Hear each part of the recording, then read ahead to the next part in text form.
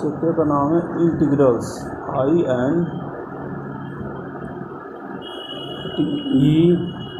INTEGRALS, integrals. इसको हिंदी में बोलते हैं समाकलज। समाकलज, समझो बात को, समाकलज इसको हिंदी में बोला जाता है।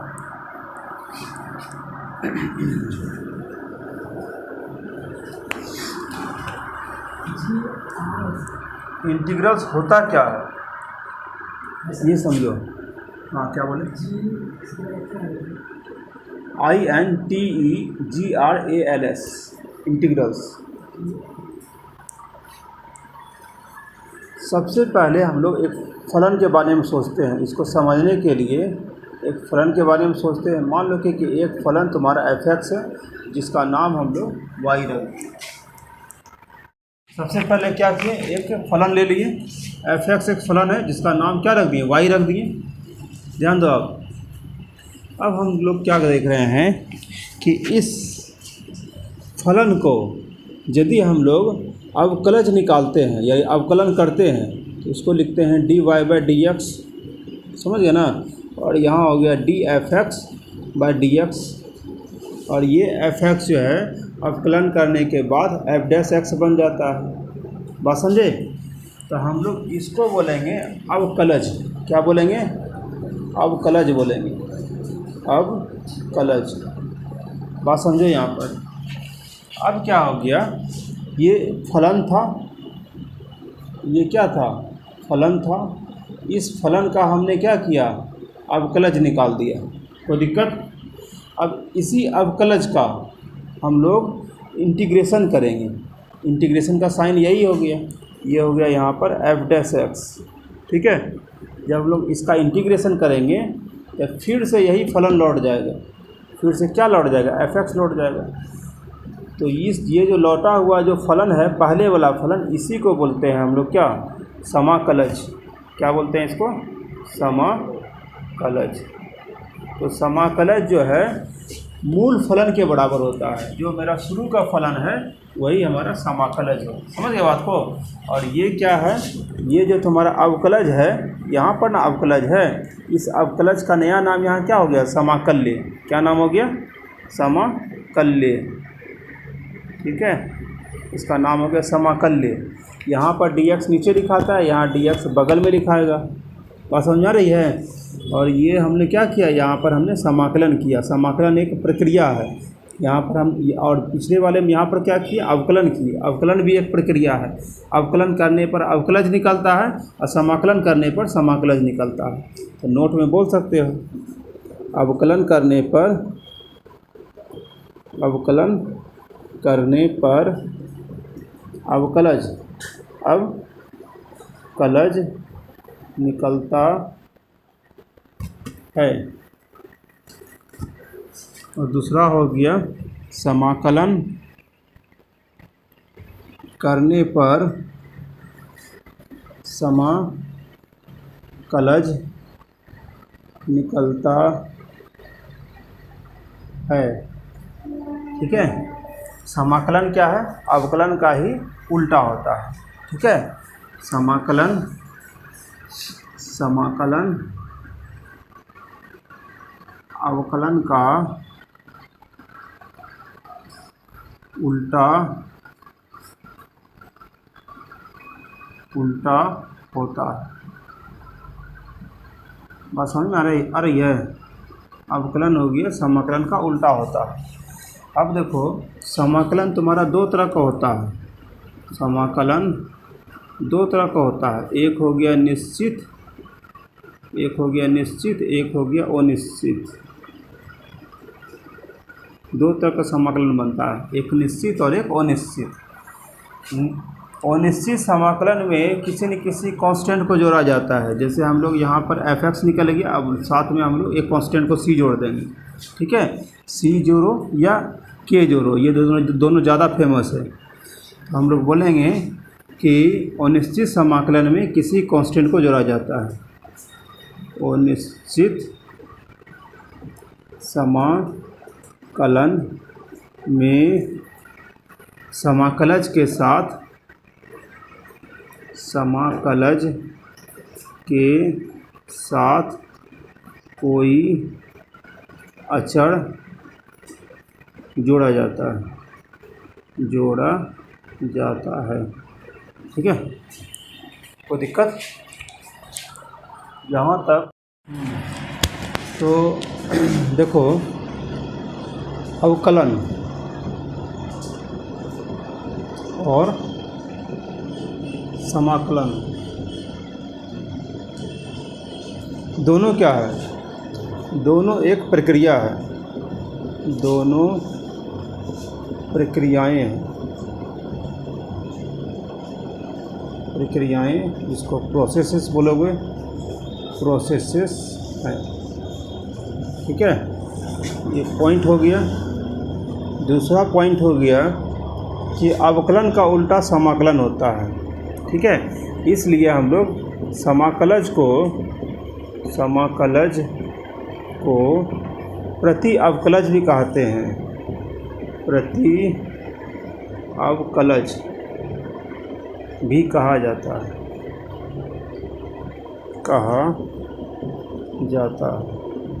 समाकलज को प्रति अवकलज भी कहा जाता है, और इसी तरह से समाकलन को प्रति अवकलन भी कह सकते हो। समाकलन को प्रति अवकलन भी कहा जाता है।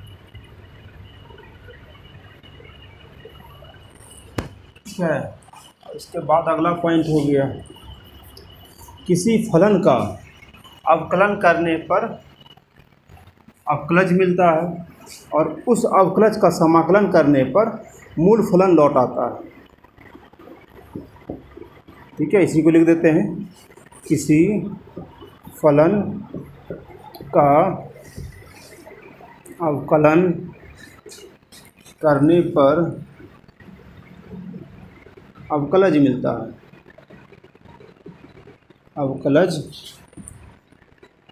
मिलता है और उस अवकलज का समाकलन करने पर फिर से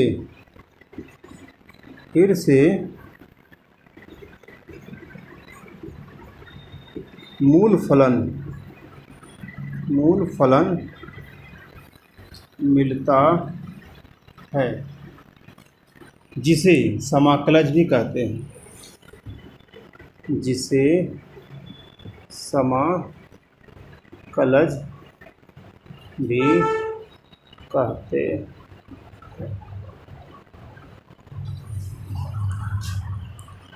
ना समाकलन से संबंधित वर्ड है, सबका इंग्लिश में बता देते हैं। देखो, समझो बात को। सबसे पहले तुम जानते हो कि समाकलन का चिन्ह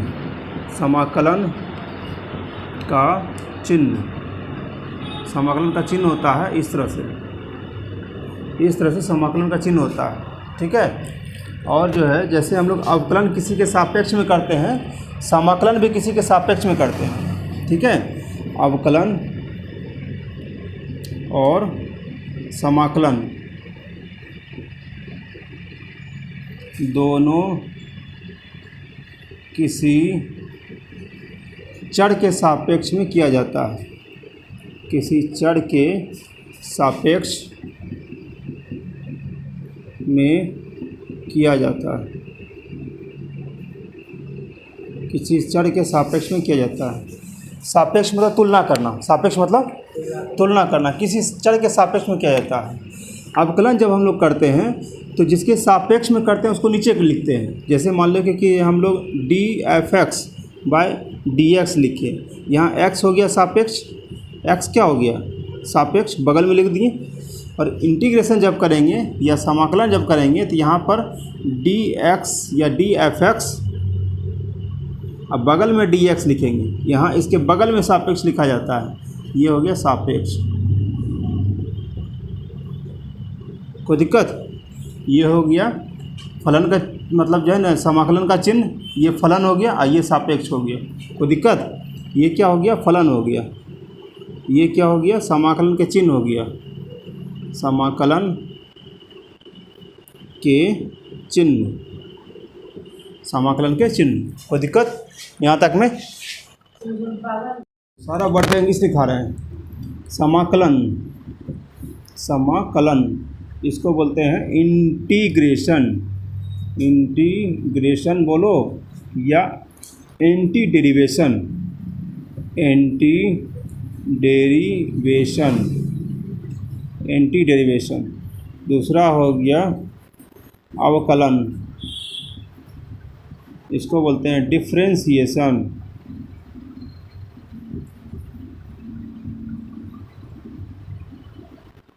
तीसरा हो गया, दोनों हो गया, दोनों पढ़ सकते हैं। एक हो गया समाकलज, समाकलज, समाकलज इसको बोलते हैं हम लोग इंटीग्रल्स। उसके बाद आ गया समाकल्य, इसको बोलते हैं इंटीग्रैंड, इंटीग्रैंड। उसके बाद हो गया अवकलज, अवकलज, डिफरेंशियल,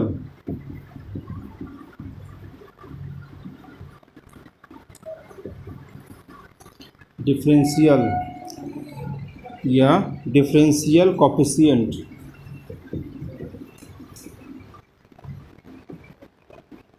डिफरेंशियल कोफिशिएंट। ठीक है। एक होता है अवकलनीय, अवकलनीय, अवकलनीय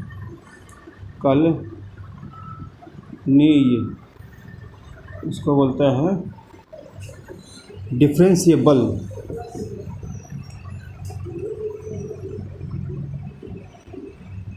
डिफरेंशिएबल। ठीक है। मेन मुद्दा पढ़ाते हैं हम। Integration of x to the power n dx, ये हो गया पहला फार्मूला इसका। Into the integration of x to the power n dx, इसको हम लिखेंगे x to the power n plus 1 by n plus 1। अब लास्ट में प्लस c एक कांस्टेंट ऐड कर देंगे। ठीक है। ये हो गया इंटीग्रेशन का पहला फार्मूला, समझे। अब इसी पर हम लोग काम करेंगे। जैसे दिया हुआ integration of x to the power 2 dx equals to क्या हो जाएगा, integration of x to the power 2 dx। समझो बात को, ये हो जाएगा x to the power 2 plus 1 बटे 2 प्लस 1 और प्लस c। ये हो जाएगा x टू द पावर 3 बटे 3 प्लस c। 2 में 1 जोड़ दिए और जोड़ने के बाद बन गया 3 और जितना बना था उसी से भाग दे दिए। बस इतने समझो। पावर जितना हो जाएगा, हाँ पावर जितना हो जाएगा ना उसी से डिवाइड कर देंगे और कुछ नहीं। ठीक है। स्टेप बाय स्टेप इंटीग्रेशन तक पहुंचते हैं। सबसे पहले हमें फलन ले लिए y equal to x to the power 4, एक फलन ले लिए। समझो बात। ठीक है। फलन सिर्फ एक ही नहीं, 2-4 लेते हैं तुमको ज़्यादा क्लियर करने के लिए। y equal to x to the power 4 plus 3 ले लिए। फिर और लेते हैं y equal to x to the power 4 minus 5 ले लिए। अभी फलन लिए हैं बालक, अभी फलन लिए हैं सिर्फ। इस फलन को हम लोग बढ़ाएंगे अवकलन और समाकलन के बेसिस पर। ठीक है। तुम जानते हो कि समाकलन तक पहुंचने के लिए उसको अवकलन के रास्ते से गुजरना पड़ता है। समाकलन तक पहुंचने के लिए अवकलन के रास्ते से गुजरना पड़ता है, और उस अवकलन करने के बाद जो रिजल्ट निकलता है उसका समाकलन करते हैं, तब जाके फिर से जो है क्या मिलता है, हमको फलन मिलता है। मतलब रिटर्निंग प्रोसेस होता है। मान ले कि एक फलन तुम्हारा यहाँ दिया हुआ है, एक क्या दिया हुआ है, फलन दिया हुआ है। इस फलन को यहाँ तक पहुँचाना है, इसके लिए हम लोग क्या करेंगे, अवकलन करेंगे। क्या करेंगे, अवकलन करेंगे। ठीक है। ये हम लोग को अवकलन करने के बाद ये क्या मिल गया, अवकलज मिल गया। क्या मिल गया, अवकलज। इस अवकलज से फिर से फलन तक पहुंचाने के लिए समाकलन करेंगे। क्या करेंगे, समाकलन। तो समाकलन करेंगे तो फिर से ये फलन मिल जाएगा। बात समझे? अब वही काम करेंगे। यहाँ मेरा फलन दिया हुआ है, ये फलन के साथ हम अवकलन करने जा रहे हैं। ध्यान दो, एक नंबर बनाएंगे, y इक्वल टू क्या दिया हुआ है, x⁴, ये हो जाएगा हमारा dy/dx। ये करेंगे 4x⁴ minus 1 that is 4x⁴। ये क्या निकल गया, अवकलज निकल गया। क्या निकल गया, अवकलज। और इस अवकलज का फिर से हम समाकलन करेंगे, मतलब क्या हो जाएगा 4x⁴ इंटीग्रेशन हो गया, बगल में dx हो गया, यहाँ से कांस्टेंट बाहर निकल जाता है, ये क्या हो जाएगा x⁴ dx।